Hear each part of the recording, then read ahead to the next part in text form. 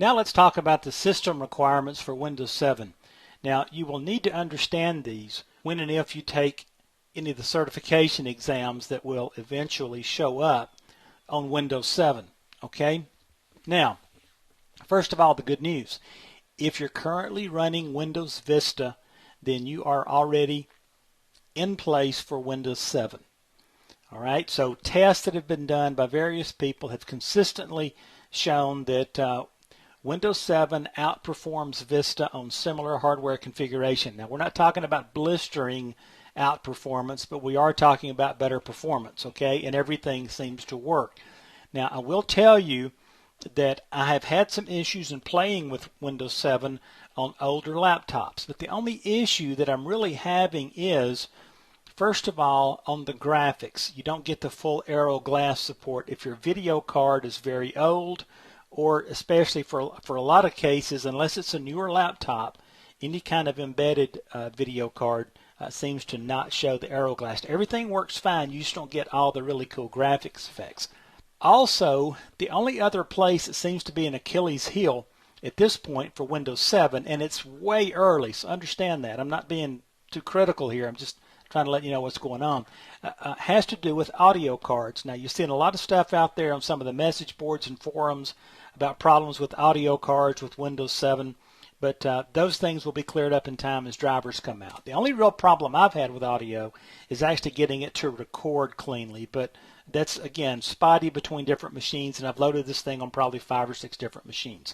But let's talk about system requirements now. First of all, there are two versions, a 32-bit and a 64-bit version of Windows 7, and you'll notice the differences here.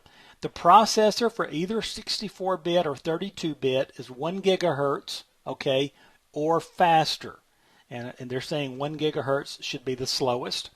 For the memory, they're suggesting 1 gigabyte for RAM for the 32-bit, 2 gigabytes for 64-bit. Okay, so again, these are their minimum recommendations.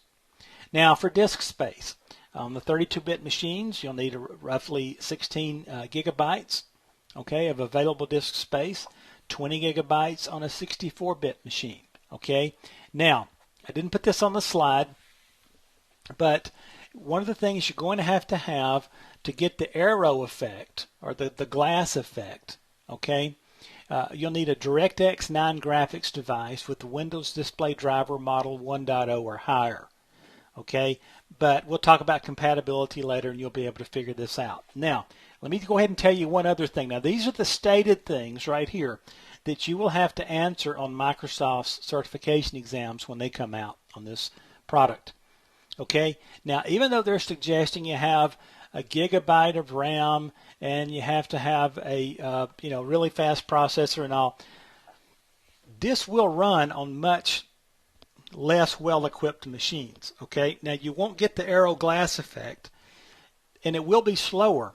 Okay, but you can stick this on older laptops. I loaded this on a laptop that's got to be at least 4 years old, and it ran. I just didn't have the Windows Aero glass effect. Okay, so that's your basic system requirements. If you meet these, you should be fine. Again, this is going to really help you in the Microsoft certification world a little bit later on. But there's your basic system requirements for Windows 7.